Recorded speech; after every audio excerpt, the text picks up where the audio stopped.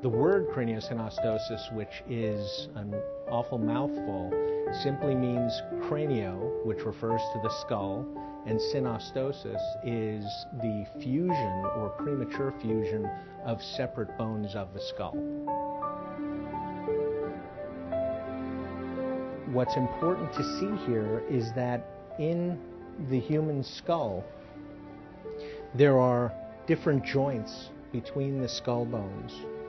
And these are the sutures that we refer to in craniosynostosis. When bones fuse prematurely, depending on how they're fused, growth of the skull is going to be affected in an adverse way.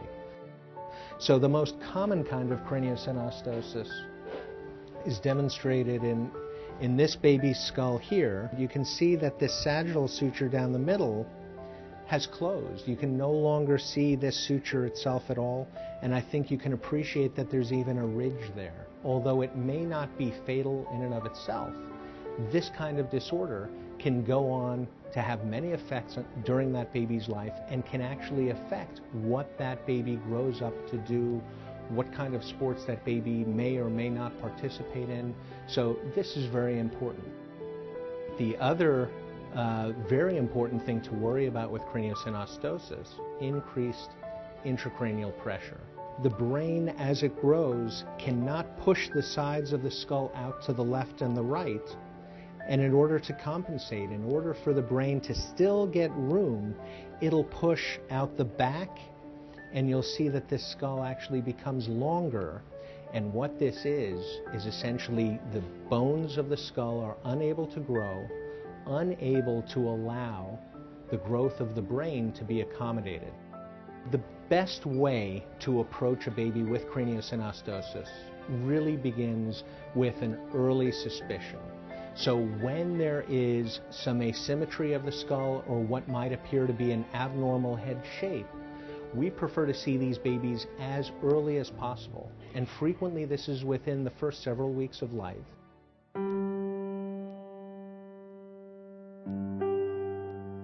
We found out that our son Jorge had craniosynostosis when he was only 10 days old.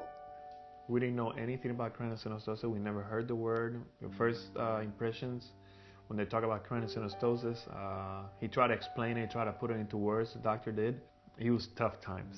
He was tough times. We knew he needed an operation. Within the past several years, I've had the opportunity to come to know Jorge and Laura Posada and their son, Jorge Jr.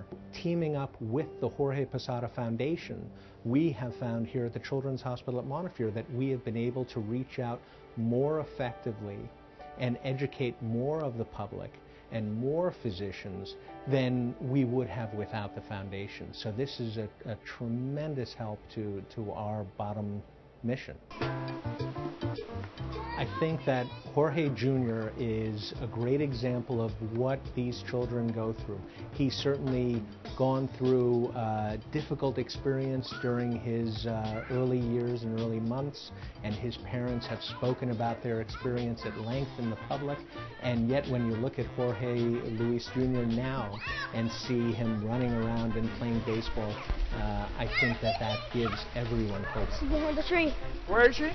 Behind the tree. You think she's behind the tree? I can't see her, look. There, go over there and find out. Go over there and find out. Dale. In the vast majority of cases, the type of craniosynostosis is what we would call simple. That means that one suture is involved, like Jorge Luis Jr.